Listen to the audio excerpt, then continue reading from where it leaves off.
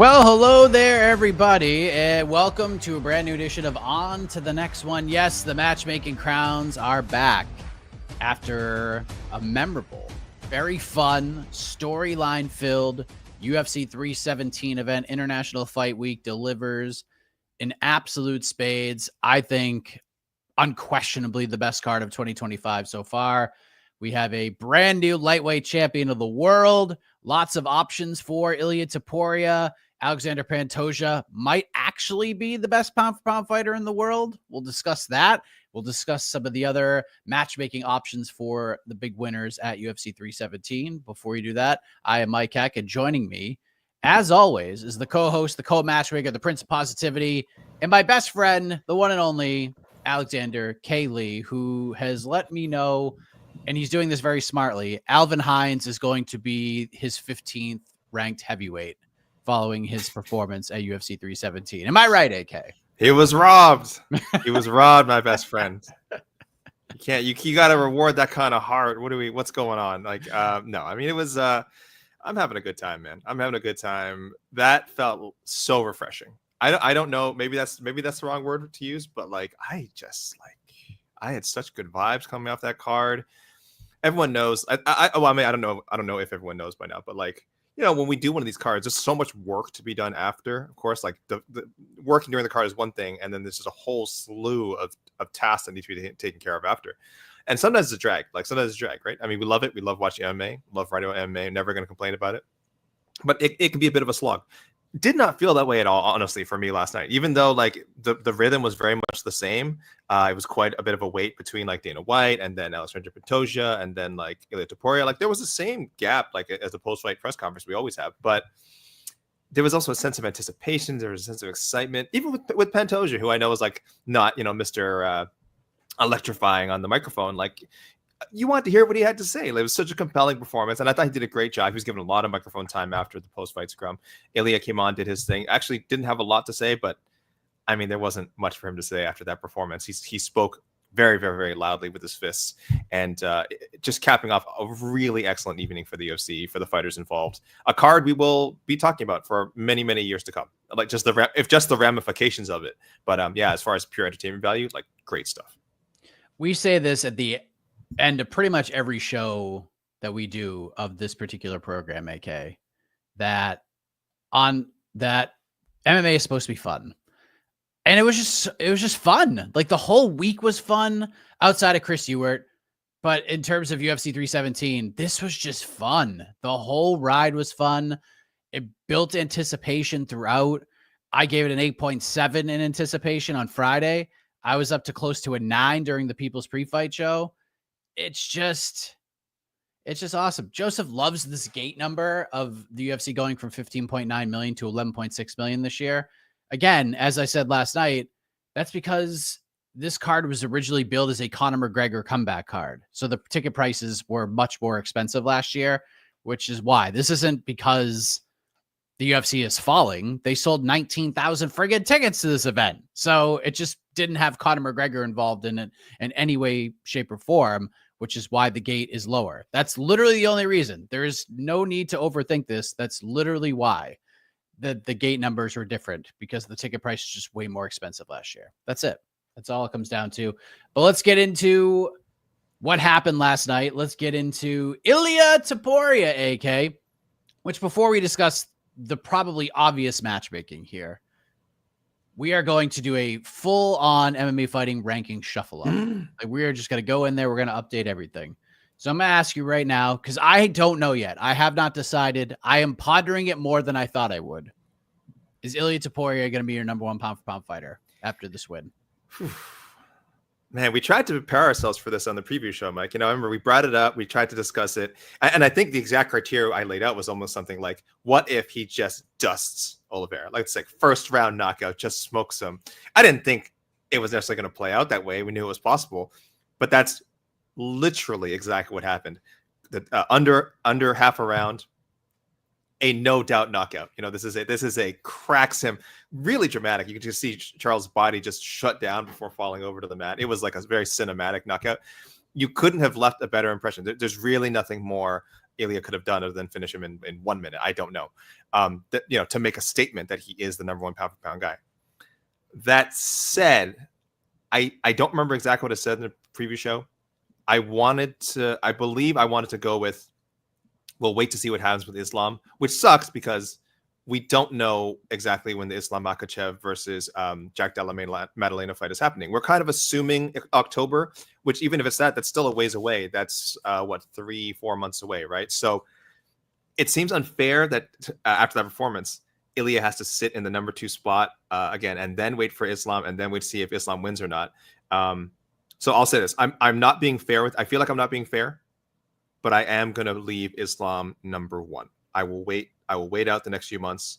If Islam loses to Jack Della Maddalena, then of course, Ilia will take the top spot, and if Islam wins, he'll just stay. So, not a sexy answer, not a sexy answer. I know that's not the MMA community wants to hear right now because that was just so incredible from Ilia. He really captured our imaginations. But I will be leaving Islam at number 1. This will be a great ranking show this week, because I have a feeling we might actually have a tie, because there's 6 members. There's a very real chance we have a tie for first for number 1 pound for pound for the first time ever. Because there's no other way to go about it. It's either going to be Islam or Topuria. You can't go any other way. Jed might be the wrench in all of this, because he said he might put Pantoja as number 1, which, by the way, I don't hate that. I really don't hate that. He deserves it. He deserves it. I don't think he is. Yeah.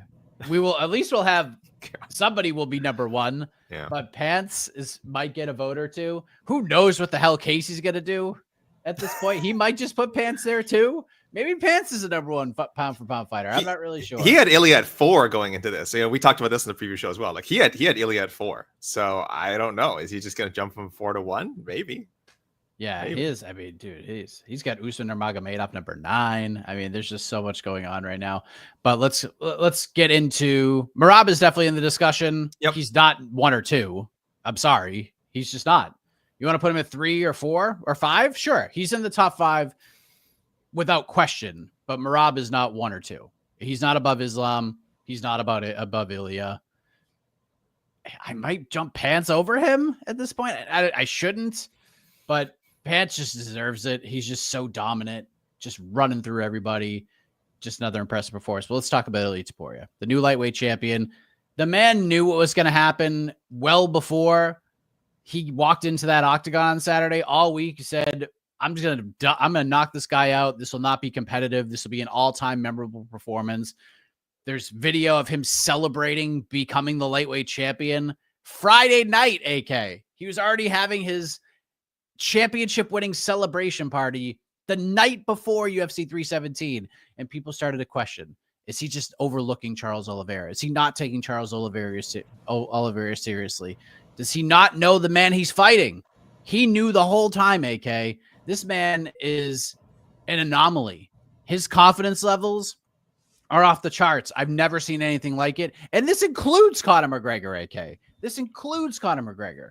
Conor talked a big game. Conor believed in himself, but the body language that Ilia Topuria puts through, the way he walks, the way he talks, everything about him, there's just such an aura, such a confidence to him that he just knows well ahead of everybody else. It's absolutely insane. So having said that, he's the new lightweight champion. They had the face-off with Paddy Pimblett. Dana White was not happy about that. Having dug deeper into why he wasn't happy about that, I kind of get it. And I was a little hard on him on the post-fight show until I realized that. And I since put the right hand of accountability up. So is this Paddy Pimblett, AK? Is this the pick? I've been calling big things for Paddy for a long time. It's got to be. It's got to be. You certainly have alternatives. I know people. I know Justin Gaethje's out there campaigning for it, but I just don't see how he can get it over Paddy right now. He should certainly be on standby. If there's some reason Paddy cannot compete in the next 6-7 months, yeah, Justin Gaethje gets that call. No issue there. No problem with that. But they built it up so well. It was such a great moment. I'm like you, Mike. I also thought in the moment it sounded so ridiculous for Dana to be so sanctimonious about, oh my goodness, how could this happen? But in a sense, for once, he was actually being kind of responsible. It is true. It is true that you don't like, considering how these two guys seem to genuinely dislike each other, there was the chance for some unwanted chaos. But I as someone who normally clutches at pearls, I thought that was a bit of an overreaction from Dana to just be like, oh, that shouldn't have happened. That shouldn't have happened.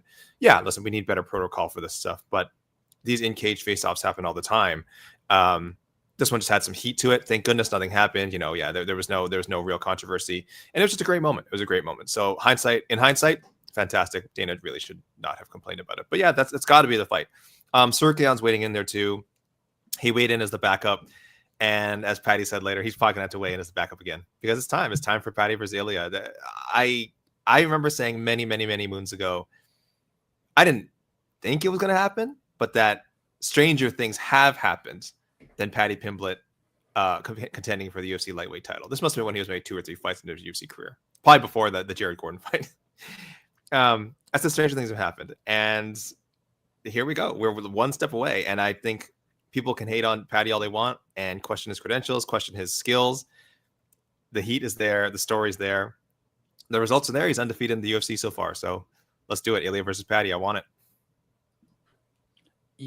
Yeah, I mean, what else are we doing here? You cannot risk Paddy fighting anybody else right now. You just can't do it. You can't throw him in there with Gaethje. You can't throw him in there with anybody else. You have to cash in on this fight right now. And I just, the fact that was not immediately made last night was a bummer. It was a bummer. I really wish Dana just said, you know what, we're going to do this before the end of the year. It's going to be Ilia Topuria versus Paddy Pimblett for the lightweight belt. They have to do it. I don't agree with this, by the way. If we're talking sport, it is absolutely not Paddy Pimblett. I mean, he's probably like 3rd or 4th on the list if we're being true and honorable to ourselves about sport and merit and all that. But we have learned for many, many years, rankings don't mean shit. None of this matters. It's about dollars and cents. And Paddy Pimblett versus Ilia Topuria is at worst the 3rd biggest fight the UFC can make right now. It's probably the biggest fight they can make realistically right now. You got to do it. You just have to, because if they throw Paddy in there with Justin Gaethje and Gaethje beats him, then what the hell are we doing here? That we just threw it away and it just loses meaning. Now you can still go back to it, of course, but you have to do it now. It's as big as it could get. It's peaked. You got to do it. You got to do it. And then you do Arman versus Gaethje if you can get Justin in there. But yeah, both Arman and Gaethje were catching strays from Dana last night. So we shall see how it all goes down. But unbelievable stuff from Ilia Topuria. We've been saying for a while there may not be another like actual star in the UFC because the UFC has done such a great job of making themselves the star.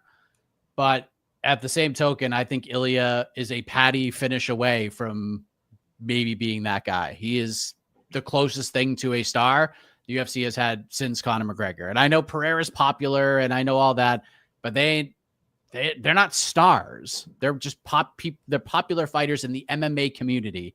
Ilia Topuria crosses over in a number of different ways. And Ilia Topuria could retire tomorrow and make more money outside of fighting than he does inside of it.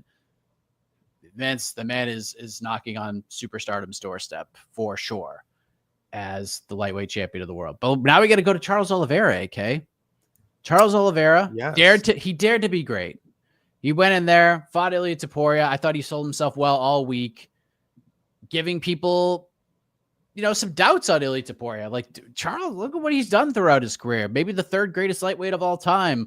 This guy's going to give Ilia more problems than people think. No, he didn't. Ilia just dusted him. This was not competitive. This was just one of those, like, during the watch party, like, we didn't even scream or jump up. We were just like, damn, this guy is the real deal. We were talking about this on the preview show. What, if anything, does Charles Oliveira have left to prove if he loses this fight? What else is left for him in this sport? And I do think there are things that are left for him, and I do think he'll continue on. So I'm just going to will this fight into existence, AK. This needs to happen, and I will continue to say this for both guys, no matter what the result is. We're getting Charles Oliveira versus Max Holloway 2, win or lose, at UFC 318. Max Holloway beats Dustin Poirier. I don't care. We're throwing him in there with Charles Oliveira. If Max loses the BMF title. I do not give a shit. This is the fight to make. We didn't get it the first time. The world wanted it the first time. Ended in a freak injury. Let's do it. Oliveira, Max Holloway, win, lose, or draw at UFC 318. Yeah, I think that's the perfect pick. I mean, Max is very much almost in the same situation as Charlie Olives, right? It's like, what more does he have to achieve in his career, right? He is essentially being called in to UFC 318 to, like, see off his fellow legend. There shouldn't be any real title implications. I'm sure fans would love to see maybe Max get another shot at Ilia somewhere down the road, but that's not happening anytime soon. Like Max could KO Dustin Poirier in the first round, and he shouldn't jump over Arman. He shouldn't jump over Gaethje. He shouldn't jump over. Well, maybe he could jump over Gaethje because he knocked him out. But I mean, again, he already got a title shot off of that. I don't know if you can keep riding that for so long. He shouldn't jump over Sarukian. So that's what's ahead for these guys now. Is these fun fights, big money matchups. I would hope big money. I hope that you get compensated for a fight like that. And there's this great storyline where they just never, two guys who went on to become legends. And the first time they met, we just didn't quite, and it was a big fight when it happened too. I remember this was like, oh, these are two guys who were like, future stars, and we didn't get what we wanted. So there's plenty of time to right that wrong. I'd be very happy to see Oliveira and Max Holloway too. 100%. We already know what's happening for Pantoja because they did the legit face-off that it was planned. By the way, I love this. I love this entire thing. Josh Van goes out and has a fight of the year with Brandon Royval. It might be the number one fight thus far. I think I'm going to put it over the Belal JDM fight. I think I just kind of have to, because even though we got 2 extra rounds out of the Belal fight, Jed and I were talking about this on the watch party. If I had a couple bevies and came home with a pizza late night and was like, I just want to watch some fist fights, am I watching Belal JDM or am I watching Royval Van? I'm picking Royval Van 9 times out of 10 because it was just so fun and electric. So what a speed run for Josh Van, just proving that in today's MMA, if you want to get popular, if you want to get over, just fight all the time. Just continuously fight every 2 or 3 months, get your name out there, and that's how you become popular. That's how you make money in this sport. Ask Kevin Holland how important that was for him in 2020. Didn't even matter who Kevin fought. It's not like Kevin fought beasts the entire time. He fought Joaquin Buckley, who's making his debut. He fought Charles Ontiveros during this run, who was like no one knew who Charlie Ontiveros was, and still went 5-0, got super popular, probably makes more money than almost anybody who fought on last night's card, because that's what Kevin Holland has done. But Josh Van doing the same thing. We're going to get Alexandre Pantoja versus Josh Van, AK. This is very exciting. 24-year-old or 23-year-old Josh Van is about to fight the second greatest flyweight of all time, AK. This is pretty special stuff. How fascinated are you in regards to this fight? How excited are you for this fight? I want it now. I want it now, Mike. Can we UFC Nashville? Let's go. Can we get this with apologies to Derek Lewis and Taliesin Teixeira, who, thank God, I think are going to finally end this heavyweight finish drought. There's 3 heavyweight fights next week, by the way, and all 3 of them have the potential to end in a finish. So I think we're finally the national nightmare was going to be over. But yeah, I want to see it. I want to see it tomorrow. Can we do a special contender series episode Tuesday or something and just have these 2 fight? This fight is friggin' incredible. I can't wait. You're talking about, Mike, like how important it is to fight frequently. Not just to be popular, not just to like help your contender status, not just to keep your name in the minds of the fans.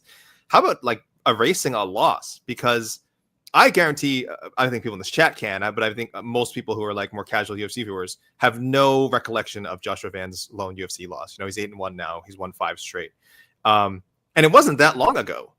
Like you guys know who I'm talking about, Charles Johnson. He got knocked out by Charles Johnson, a very solid flyweight, but somehow Joshua Van took that loss and has vaulted way past it. Took whatever lessons he needed from it, bounced back, stayed incredibly active, and we're not even talking about that fight anymore. We're not even talking about that fight. I don't even think I saw Charles Johnson tweet about it. I don't know if he remembers that he knocked out Joshua Van. But that is the benefit of staying busy, right? This is a what have you done for me lately business, almost more than any other sport. And that includes losses too, and includes wins too. So if you win 5 straight again, they're going to put that in the back burner. So yeah, very excited, very cool to get this fight. I had picked Royval, man. I just thought this has to be too much too soon for Joshua Van. This has to be too many fights in too short a period of time for Joshua Van. but he was truly superb. And I think, as Rogan pointed out after, like, did not even seem gassed afterwards. After frantic 15 minutes of action, did not seem gassed at all. This kid is special. Can he beat Pantoja? I'm not picking it, but I didn't pick Van to beat a lot of people.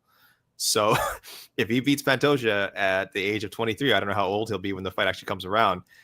What an absolute legend we have in our hands. If this happens before October, he'll still be 23. He'll be one of the youngest. He won't beat John Jones's record, but he'll be one of the youngest ever, depending when this fight happens. Incredible. Yeah, very solid. If Van loses, who cares? Because he is only 23. He will be the champion of this division in the next 2 years. Worst case scenario, he's just that good. I do think Brandon Royval is going to go rewatch that fight. And if he's thinking about it as, I want to be one of the most exciting fighters in the sport, he's going to be thrilled with it. He's going to get paid like a winner. Dana White giving him the win money, which I think is pretty badass. Obviously getting the extra $50K for the fight of the night, what's going to be in the top 3 for fight of the year. And so we could take solace in that. But a guy who, if his dream was to be the UFC flyweight champion and wear that belt, and if he goes back and rewatches it from that perspective, he is going to be pissed at himself for not trying to wrestle at all, not trying to take Josh down at all. But to his credit, up until the final 10 seconds, I thought Royval won the fight. I thought he was winning the third round. I mean, Van was, if they scored it for Van, I wouldn't have been upset about it. But once the knockdown hit, like, that was it. Like, that was the fight was up in the air for the final, up until the final 10 seconds. And Josh Van gets it done. What a performance. What a fight. Crazy stuff. Pantoja versus Van rocks. I hope we get this sooner rather than later. But on the flip side, AK, I don't think there's any other option here for Kai Kara-France. Can we just cash in this Beneil Cop thing and just get it done? Like, What the hell are we doing here? I don't care when Cop's ready to come back. I don't care if we have to wait till March of 2026. Kai Kara-France's next fight is against Beneil Cop and vice versa. Cop seems to be saying soon. I think he said his foot is healing well. He is targeting a return before the end of the year. That works out perfectly. I'm sure Kai Kara-France needs a little bit time off, needs to just sort of retool. I think mentally just sort of take a break, retool. That's a tough loss, right? Tough way. It almost felt like he was never in it. Like he fell victim to just the classic Pantoja rush, just the mauling, the cannibaling, if you want to call it. That was really scary. Like that was not a. I think sometimes we always think like, oh, maybe we'll see a kinder, gentler Pantoja, as he gets older. Maybe he has to become more tactical. But the man just fights his way every time. He's like, no, that is not how I fight. That is not how I became champion. I'm coming at you. And if you're and he's never been finished. So every time Pantoja goes in there, it's essentially like, hey, I'm coming at you. If you can put me down, put me down. Guess what? No one's ever done it. No one's ever done it. I fought, what's his record now? He's fought 35 times as a pro. Has never been knocked out or submitted, which is crazy considering some of the amazing names he's been in there with. But back to Kai Kara-France. It's just not your night. Sometimes it's just not your night, and you are fighting one of the probably 25 greatest fighters of all time. If we're being realistic, I think that's where Pantoja is, or at the very least will end up when his career is all said and done. And it happens. Go with a fight that has some heat. These guys don't like each other. They're always talking about each other in interviews, and Cop has to find a way to get back in that title picture, and beating the guy who just fought for the title, I think we put Cop right in there. Could not agree more. Yeah. Let's go to the lightweight division. Beneil Dariush, the man is back, gets a win, gets on the mic, and does the most uninteresting thing possible. This is why we love Beneil Dariush at this point. We just accept him for who he is. He's not going to call anybody out. He's not going to be that guy. He's a guy who should have gotten a title shot, but instead of calling for it, said, I'll fight 10 more times in a row. And it's a guy who just won't fight for a belt, but that's okay. Great win for Beneil Dariush. Where are we going here for the Salt and Pepper King, Benny D? I had laid the groundwork, I think, for this fight, thankfully, because otherwise, I don't know if I had to just go like down the rankings and figure it out where I'd go. After Gamrot's last win, I think I said win, lose, or draw. I want to see him run it back with Beneil Dariush. The first fight was a while ago. Very fun fight. Gamrot, again, is not really in any position to get someone in like the top 5 or 6. If he can get a Dariush fresh off a win, good stuff. And hey, if you're Benny and you beat him again, you just continue this great run. His whole post-fight talk with Rogan is just like, hey, listen, I just fight. I'm a spiritual dude. And as long as I'm able to fight, I can. I love it. I'm not, we know this, Mike. He's never going to call people out. He's never going to call for a title shot. It's just not what he does. He does the exact opposite of that more often than not. So yeah, you got to just keep throwing him in tough fights, and I'm sure he'd welcome a chance to maybe beat up Gamrot again. Yeah, I mean, I not my choice. I mean, the first fight was fun, and I cashed a dog ticket on Dariush, which I did last night too, which is always fun when you could do that. He's just so lost in all of this. It's a great win. He's just going to be a dude fighting dudes. And I don't know. I don't know what like the UFC's plans are for Beneil Dariush. So, but they kind of owe him one, if we're being honest. Like they just kind of owe Benny one. So what I'm going to offer up to the universe. And honestly, if Benny were to call out anybody, he should have called out this guy. So I'm just going to make the call out for him. Beneil Dariush versus Michael Chandler. That's what we're doing. Oh, the Chandler card. I had not even thought about that. That will be the least trash talk of any fight in MMA history. It'll be so refreshing. That will be, I guess so. It will be so cordial. Oh my goodness. Like, I don't think they'll be like traveling around together like buddies or anything, but man, it's just me all hugs and handshakes. And I respect this guy so much. And terrific quotes, inspirational quotes. I mean, neither of these guys are in the championship discussion right now. So let's throw Benny a bone and give him something. Like you didn't give him a title fight. Let's give him Michael Chandler. He's a well-known guy. He's popular, and Dariush will probably win. So let's just go ahead and do that. Why not? I like it. Like, let's keep it classy. Yeah. Like, I want Gamrot to fight either Fiziev or BSD. There's heat there at BSD. The Fiziev fight we never really got to see. I would love to see Arman Sarukian fight Gamrot again, but that makes absolutely no sense right now. Let's just do fun things with Beneil Dariush. Let's go to the Bantamweight division.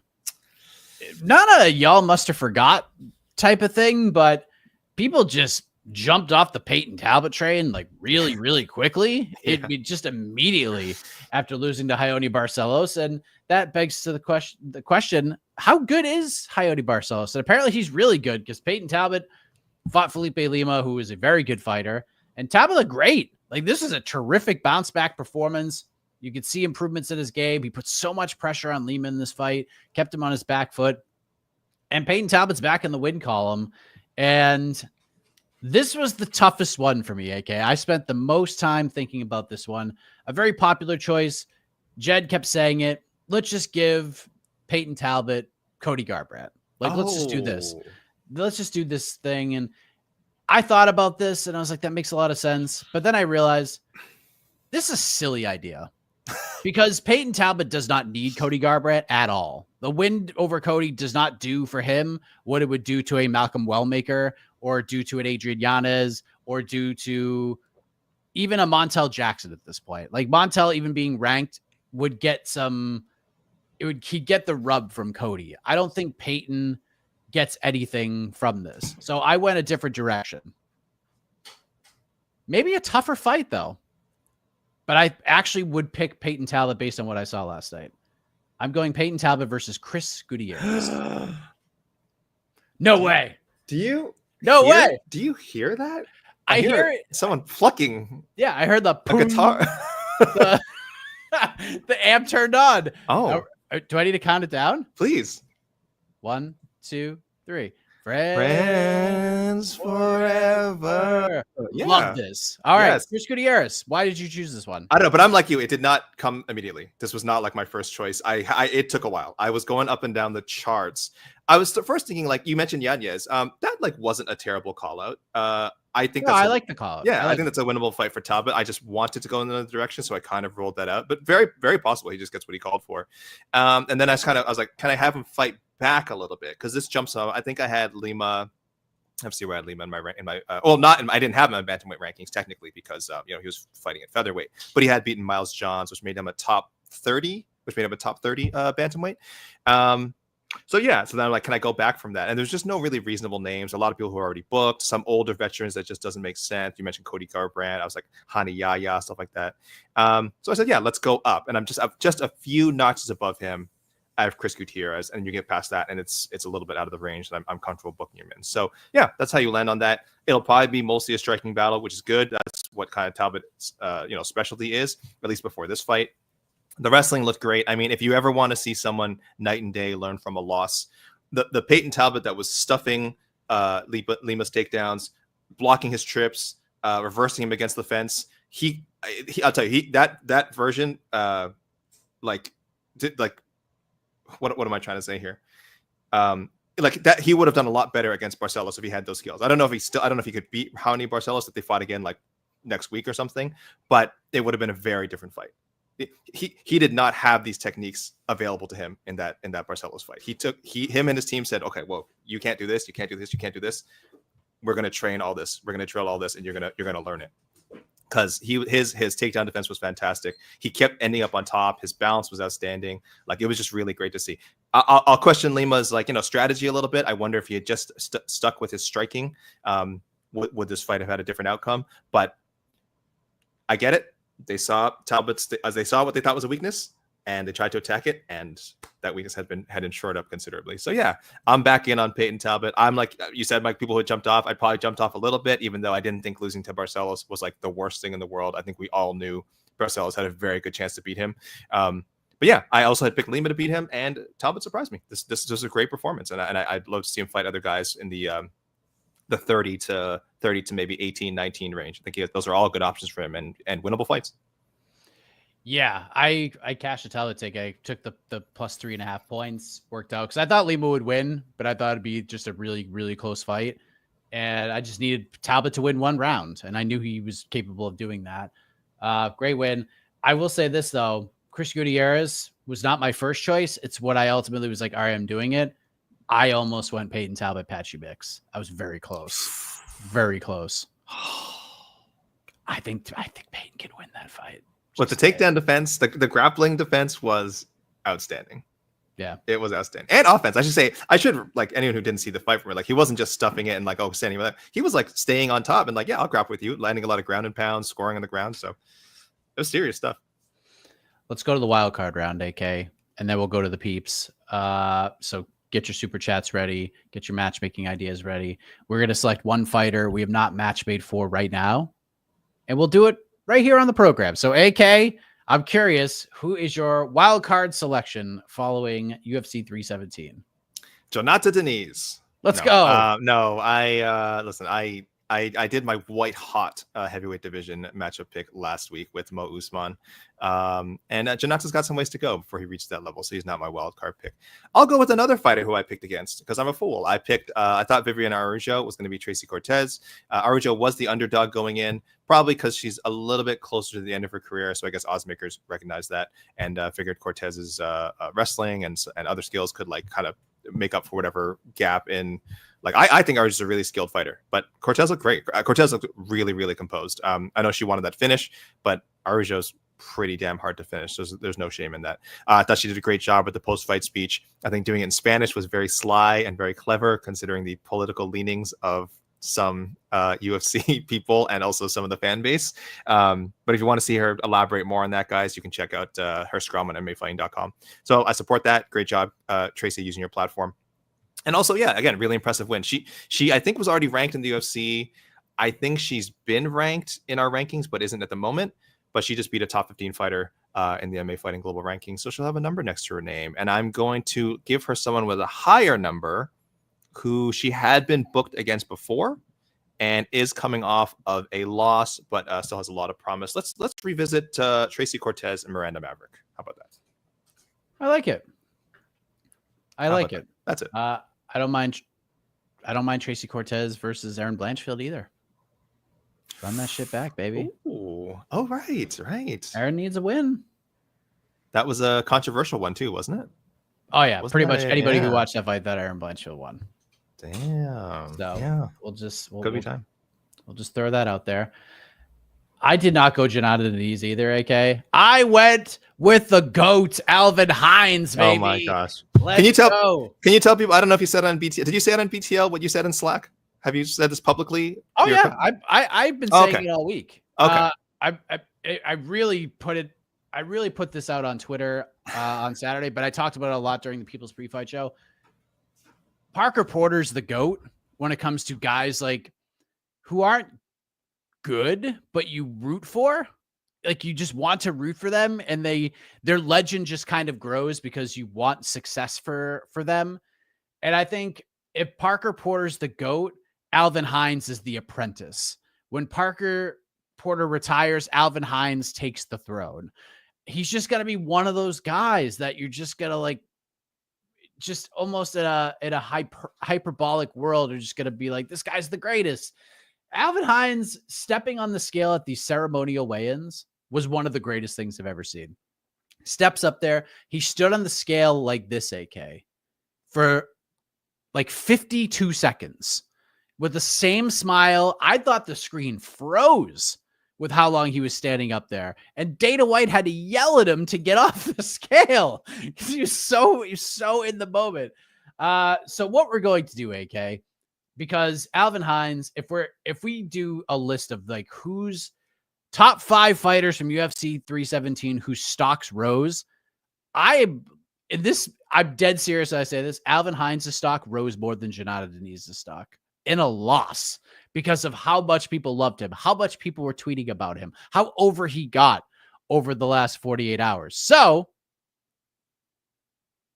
Alvin Hines versus Hamdi on Double Hob. Let's do it. Let's get Alvin Hines in the win column. Co-main event, UFC Vegas 136, whatever it is. Alvin Hines versus Hamdi in just an easy heavyweight over. Electricity in the air, AK. Oh my God. I'm getting some vibes here. Not Parker Porter. Well, who was the guy? Who was the heavyweight in Bellator? Mike, that was like, had a bit of buzz for like 2 minutes. You're making me sad, AK. Big Tuda? Are we Big talking Tuna. Big Tuda? Are we big tuning?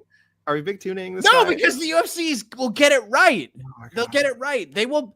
See, what Bellator did is Big Tuda was so over that they threw him to Sullivan Cauley, who just killed him on the first fight of the card, by the way, where nobody watched it, even though Ben Parrish was like incredibly popular. You throw him in there with like the local regional guy who was like 1-9. That's who Ben Parrish should be fighting.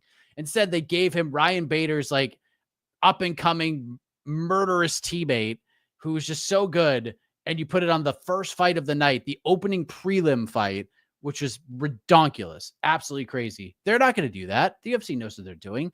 They're going to they see the buzz for Alvin Hines. They're going to give him a win.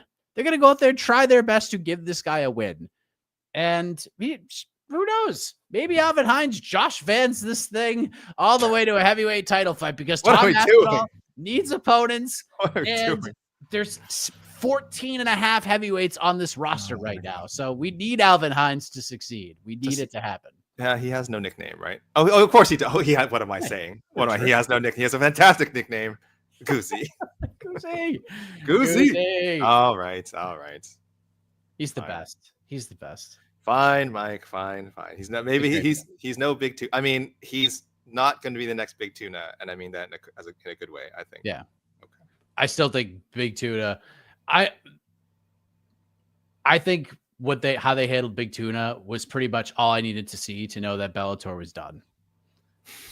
That's what you knew. That was the end. That's what you knew. That was the straw that broke the camel's back. Like the MMA gods hands you a gift, like just such a gift, and you just threw it away in like 2 months. It was wild. All right, let's go to the peeps, do some super chats. We'll get out of here sooner rather than later because I'm tired. Amen report 4177. I would love Sarukian versus Gaethje co-main event to Topuria versus Pimblett. Sure, but is the UFC going to pay Justin Gaethje the type of money Gaethje said? At least if we're to believe what Justin Gaethje says, Justin is going to ask for a hefty pay raise to take a fight against a guy like Arman Sarukian, and he will want in writing a guarantee that he will fight for the belt if he wins, plus the money on top of it, because if he loses, he wants to be taken care of financially. So does this fight happen, AK? Arman Sarukian versus Justin Gaethje. I would love to see it. In your heart of hearts, do you think it happens? It's not unreasonable. I don't think it's unreasonable at all. But as you said, the money's got to be right. the money's got to be right. If I'm Gaethje, I'm essentially asking for, pay me what you would pay me as if I was the B-side in a title fight. I don't know if the UFC would ever do that, but they have a very good relationship with him and his management. So maybe they don't quite hit that number, but they should. I mean, there's got to be a middle ground to make him whole here, because he's not wrong. He's not wrong about having bailed out the UFC and done all this and all that. Always been a company man. Now, again, some of that is to his own detriment. It's one of those things where, Justin, sorry, but they recognize that, and that's why they're not inclined to give you more, right? They are used to you saying yes to whatever they tell you to do. So if you're suddenly, I don't want to say it's out of nowhere, but if you're suddenly demanding considerably more than you usually would, they might just shrug your shoulders and say, well, hey, listen, we got everything out of you. We got everything out of you. You want to sit in the side? You want to sit in the side. Dana said, I hate when people use the word retirement. And if that's where Justin is right now, then, I can't talk him into fighting. He gave him that. He gave him that treatment. And to give Justin Gaethje that kind of treatment is disrespectful, but also a sign that he has very little leverage. But I hope they make it happen. But please pay the man. Yeah. Justin Gaethje, like every other fighter on the roster, is dispensable. Every single one of them, because of their business model right now. Mm-hmm. And guess what's coming up in like 5 weeks' time? Contender series. So they get to reload the roster with 12 and 12 fighters. And if Justin Gaethje wants to go, they will get rid of his payroll very, very easily without hesitation or any problem whatsoever. Did you see Dana's answer for because they said that they're going to expand Contender Series content with that's their plan anyway with the new broadcast deal, and they were, they're just someone asked him what does that mean? Does that mean twice as many Contender Series episodes? Does that mean a summer and like a winter season or something like that? Like how are they going to do more? And he didn't have an exact answer. Obviously, that's still in the works, right? But he did say man, I would run 3 times as many Contender Series shows, something like that, as long as the talent is out there. So, and I'm like, it's not. It's not. I would hope you have learned from the past few seasons that it's not. And again, credit to all the fighters who get on the show and earn contracts on the show. But I think you only need to look at sort of I know we're right in the high of 317, but the glut of cards of 12 fight, 13 fight, 14 fight cards where you don't remember 10 of them by the end of the night. That to me is a sign that maybe we should dial back on the Contender Series content, but that's not going to happen. When Fumi Nakuda is not fighting on any of your Contender Series cards, you are no longer allowed to say the best fighters outside of the UFC fight on our show. Yeah. That's it. You just don't like them. And it's so silly. It's so, what have you done to my Contender Series? I mean, we know what you've done. You turned it into a business model. We know what you've done. It's okay. Don't you dare say something bad about all. Never did. No one. Never would. Who would? You got iced. I mean, that's just reality. That's not saying anything bad. It hurt your soul if you're an Oliveira fan, but he was on the wrong end of one of the all-time greats potentially. Really speedrunning something really special. Let's be clear. He fought his fight. It's not. I see some people saying he made a mistake in this fight. I'm like, guys, it's the same mistake he makes every fight. He goes in, he gets cracked. Usually he survives, and sometimes he comes back and wins. That's what happened during that huge run where he became lightweight champion. Just more often than not, he was able to get hit and come back and win. But again, you reach a point where 1, you can't. Your chin's just going to go away, and 2, you're facing someone like Ilia Topuria, who's maybe pound for pound the best knockout artist in all of MMA right now. Will the UFC stop fumbling Manel Kape KKF now? I don't think they fumble this. I don't know. Neither fighter's been able to make the fight. Yeah. It's only officially been scheduled once, right? Am I crazy? Yeah, it's been advertised and this is happening on this event. Poster made once, and KKF got a concussion. Yes, during training, so you can't fight. And then it turned into, this dude's a word I'm not going to say on this here program. It's Sunday, the Lord's Day, so I'm not going to say it. But you just have to make this fight. What are we doing? What are we doing? Steven Pants is number 3 pound for pound. Let's go say it. AK say it. Reckon Strickland Izzy 2 going to happen. Mike, you were spicy last night and I loved it. I don't know what I did that was really any different than what I normally do. Why am I being shouted at? He's number 3 on my list personally, and I think tied for number 3 on our consensus list, our total rankings altogether. So I'll say I think he's gonna stay 4 for me. I'll say it.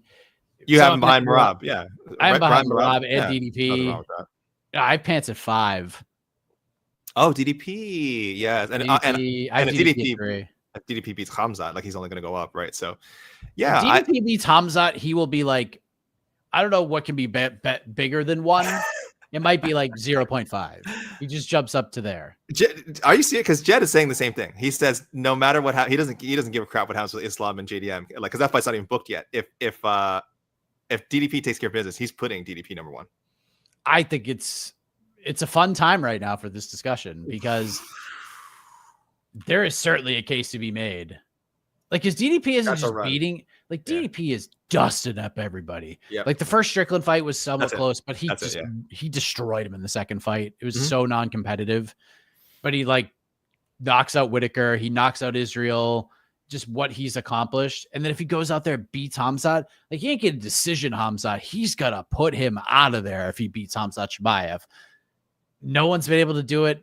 Gilbert Burns came somewhat close because Chimaev just wanted to have fun and brawl all night. But I don't know. It's a discussion we have to absolutely have with ourselves. We have to prepare ourselves for this. The top 5 right now, like solid, has to be as like Makhachev, Topuria, Pantoja, Dvalishvili, Duplessis, right, in some order. I don't think JDM slips in there, right? It's not a big 6, right? It's a big 5 right now, right? JDM has JDM beats Islam, then then it definitely becomes a big 6, obviously. Wow. Yep. Ankalaev's on the outside looking in. Ankalaev's not in there, unfortunately. Tommy Aspinall, maybe. Tommy Aspinall's there. The competition is just not there for Big Tom, though. Damn. Yeah. Damn, I would love seeing that John Jones fight. Ankalaev's won like 12 in a row, but no one cares. No one cares. Really, no one cares. He should be up there. He should be in the top 5. He's just not. I just don't care. Yeah. He beat like the number top 3 guy. Like I think everyone had Pereira in their top 3, and Ankalaev beat him pretty clearly. And then we're like, nah, we're just gonna drop Pereira. Nah, you don't take a spot. All right, let's keep this going. Joseph Bose congratulates you on another. Oh wait, did you read that out? Did you read that that last message you threw up there? Which one? The Alvin Hines one? No, you threw it up on the screen. I don't know if you. I did. Oh yeah, Alvin Hines is the Michael Jordan of Park Reporters. Yes, okay. Justin, you are correct. But I mean, yeah, Parker's Jordan. Alvin Hines is Larry Bird right now. Oh, okay. Just way more likable, if we're being honest. Like Bird's was way more likable than Michael Jordan. Plain and simple. Sure. But Jordan would beat him in a basketball game. Sure. This is disgusting. This is a bizarre discussion. It really is. I don't even. Again, people should know. I'd never understood the Big Tuna thing. I just never got. Again, not because I had anything against him. I just wasn't. I don't know. Maybe I just wasn't watching. Because Big Tuna beat a dude who was like John Jones's teammate, and it was like at the time, statistically, it was like the second biggest upset in major MMA history. The way he did it. And then like he got on the mic, it was hilarious talking to Big John. And then he did a bunch of interviews, did one with me. And he was just, it was just so electric. This guy, I'm like, God, what a personality this guy has. He probably cost him like $5,000 to show, $5,000 to win. And like, this dude just became a star right before your eyes. And you did nothing with him. Absolutely. This is so much pressure on Guzzi. No, it isn't. He has now been compared to Parker Porter and Big Tuna. Dude, Guzzi, go look at Guzzi's Instagram page. The guy's like a union worker. He's doing just fine. He's fighting just for the love of the game because it's fun. He doesn't need to fight. This is not his like be all end all. This is not how he supports his family or anything like that. Like dude just likes to fight. Misfits all-star, AK. I mean, come on. What a legend. Get on board, AK. That's all I'm saying. I'm late on this one, guys. I'm so sorry to the MMA community. I just don't get it. It's a great fight start to the show, I will say. Good fight. Very good heavyweight fight, actually. As much as very good heavyweight fight. As much as we're dogging like, oh, no finishes, which I find hilarious. It was a good fight. It was good. You know, it wasn't like the greatest technical battle ever, but preliminary opener, 2 big boys just going at it and, you know, leaving it all in there. Credit to both guys. I thought they left it all in there, and it was a good fight. If Mo Usman versus Hamdi was Mo Usman versus Hamdi, then Alvin Hines versus Janad Deniz was Justin Gaethje versus Michael Johnson. Like, that's, you know. Man, Hines versus Hamdi is just going to be, oh my God. Oh, it's going to be this. Oh my God. Alvin Hines is going to do something that no one thought was possible. He's going to make Hamdi seem fun. We'll see about that. We'll make him seem fun. Joseph Topuria, Pimblett, Armin, Justin, Tracy versus Macy Barber. Sure.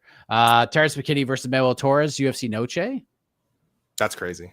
That's wild fight. We didn't talk about Terrence McKinney, who had like again, talking about like we talk about Pantoja rushing people. I mean, that was McKinney, man. Took grab the leg, took Slava Claus down. It's like, I'm just going for a choke immediately. I don't care position. I'm just going for a choke. I'm going for it. Jacoby Smith versus a Oh, media boy. training instructor. Jesus Boy, Christ, dude. how bad.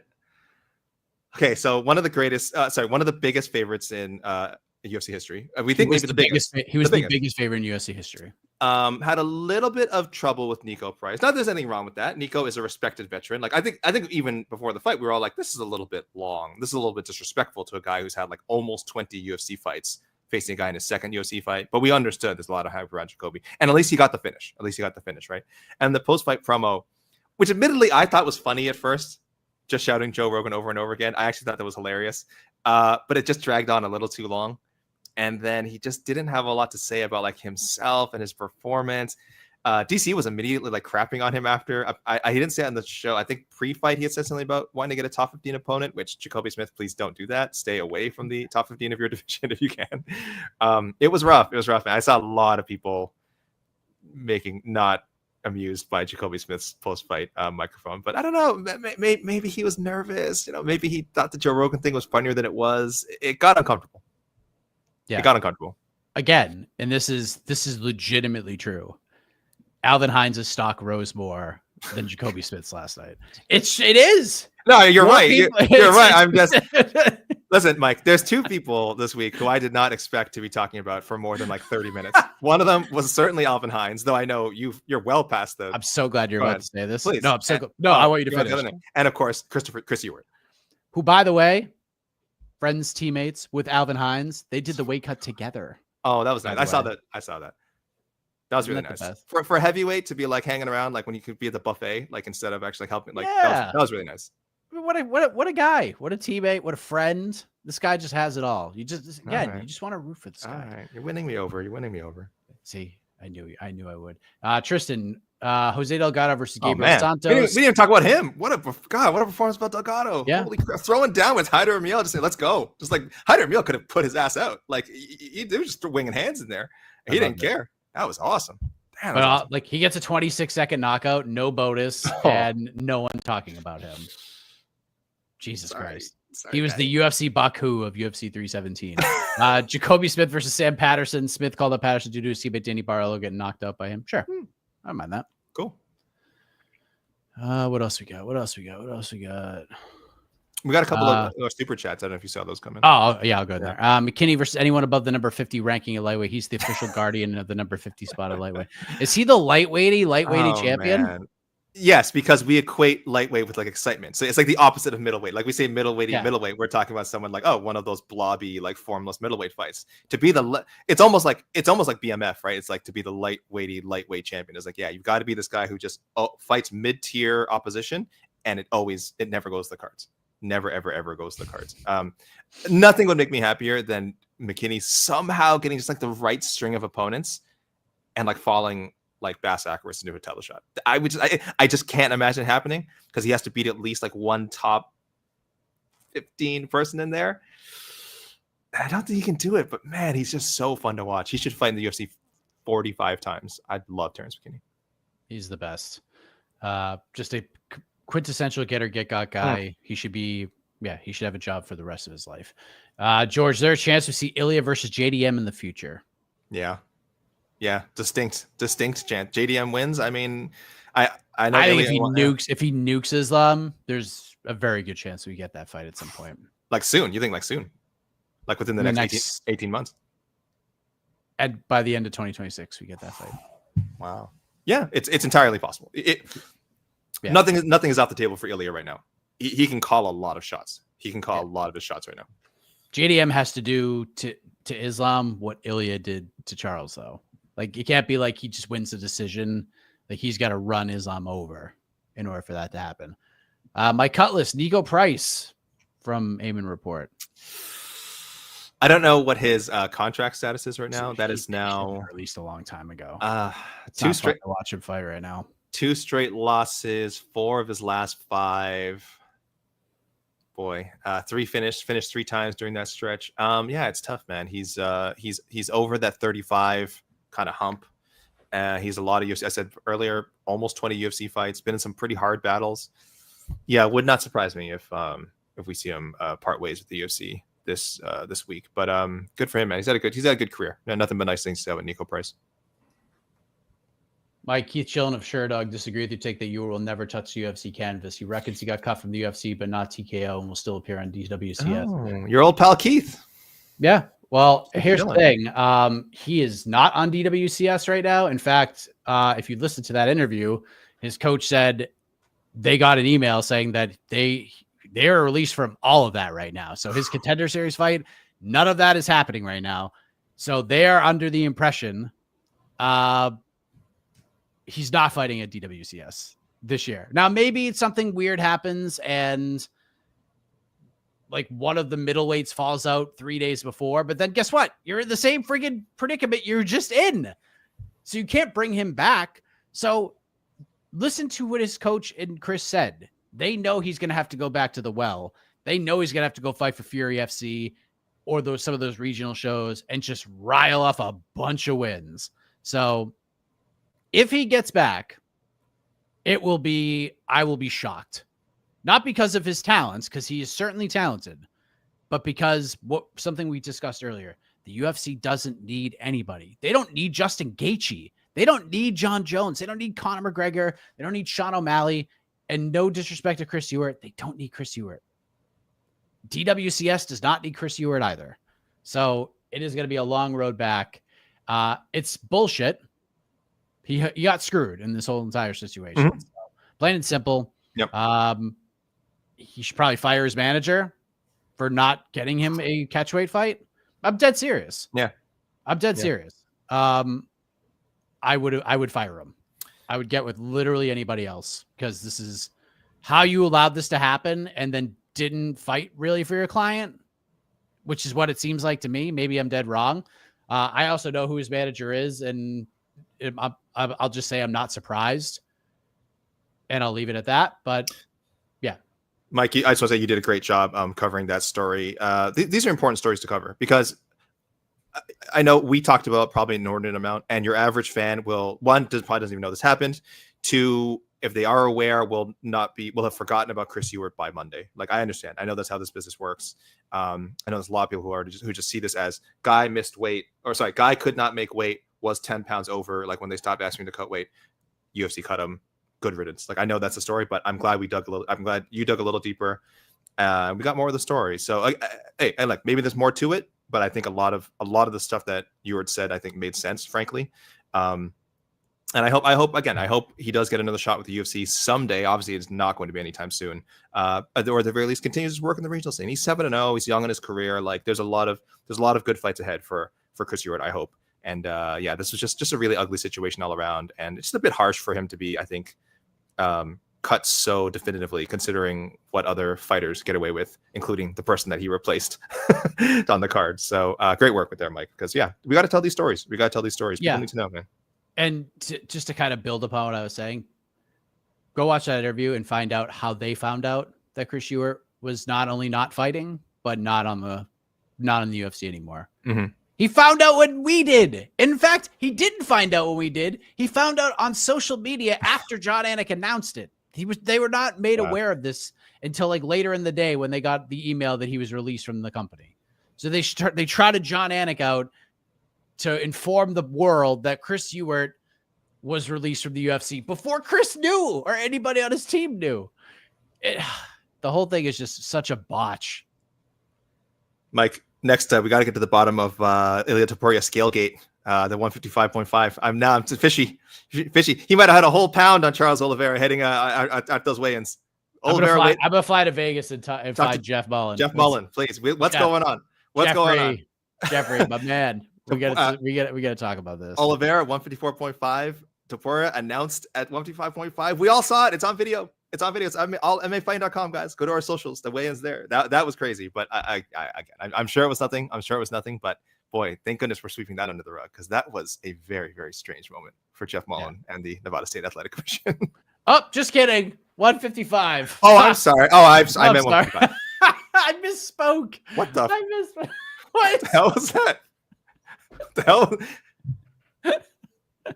That's the best. Weird. The Abu Dhabi guys just He doesn't even hide it. That's the best That's thing. Like Jeff tries to be like a little sly about it. Like, you go to Abu Dhabi, Khabib was probably like 172, and then he was just like 155, slams it home. He barely looks at it. Like he just sorry. I think he looks like, oh, what weight is this?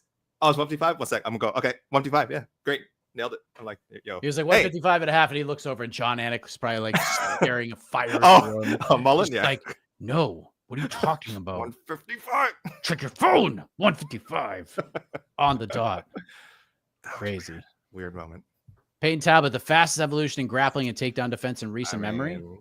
Him, JDM as well. I mean, JDM was probably a little further along, but we saw JDM have some struggles with like other wrestlers probably not as good as Bilal Muhammad, and then suddenly he's prime Chuck Liddell in his because first Bilal didn't try to take him down to like the third round. That too.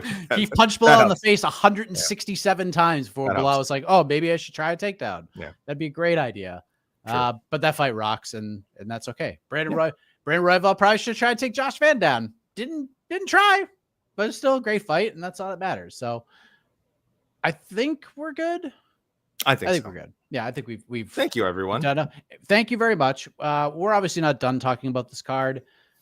We will have we do have one more super chat. We'll get to that real quick. How about Moicano versus Chandler, Dariush versus Fiziev, Charles versus Max after the Poirier fight, Talbot versus Kyler Phillips. Phillips is booked, I believe. Yes. No. Is he? Yes. I'm pretty sure he's booked. Loke Dog? Is he fighting Loke Dog? Yes, that's what it is. Yeah. Rodriguez versus Piper. I don't mind Rodriguez versus Piper. I think we've brought that up before on the show, or at least people have suggested it. I think that's a very logical challenge for him. Yeah. Moicano Chandler, sure, but I honestly think Dariush deserves that opportunity more. I mean, let's give Dariush Chandler. Fiziev's okay. Like, if they do Fiziev, I'm not going to be mad at it, but let's do Gamrot Fiziev. Charles Max, 100%. Talbot Phillips, sure, especially if Phillips wins. Rodriguez Piper, good pick. Good solid selections. We're good there. Okay, so now we got to pull up with the what's next, ladies and gentlemen.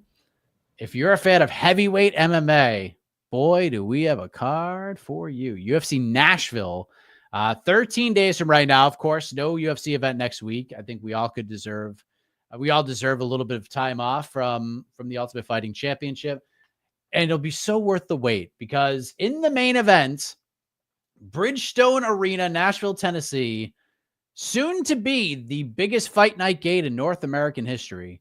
Derek Lewis taking on Taliesin Teixeira, who is 8-0 and making his second UFC appearance. And Taliesin Teixeira gets a main event in just his second UFC fight. What a time to be alive, ladies and gentlemen. Co-main event, Stephen Thompson versus Gabriel Bonfim. Good fight. Featured bout, this is going to be action-packed. You thought Brandon Royval versus Josh Van was action-packed? Wait till Vitor Petrino and Austin Lane step inside that octagon. It is going to be one of the greatest things we've ever seen. Calvin Kattar versus Steve Garcia. Great fight. Very much looking forward to that. Junior Tafa back on the main card against Tuco Tokos. Yes, because after Tuco Tokos' tremendous fight in UFC Tampa on the main card against Navajo Sterling, let's bring him back to a main card. Nate Landwehr, Morgan Charrier. That's going to be fun as hell. Lauren Murphy is back. Hey. Her return to the UFC, taking on Eduardo Mora. Fatima Klein versus Melissa Martinez. I'm just going to go ahead and throw this out for the world. That fight's going to slap. It's going to be a really fun one. Maybe fight of the night. That one might steal the show for fight of the night. It's very possible. Jake Matthews, Chidi Njokuani, Chris Curtis, Max Griffin at welterweight. The opener, Mike Davis versus Mitch Ramirez, which leads you into the people's main event. Walter Walker versus Kennedy Nzechukwu. So much heavyweightiness going on. I can't even control myself. That is 13 days from right now. UFC Nashville.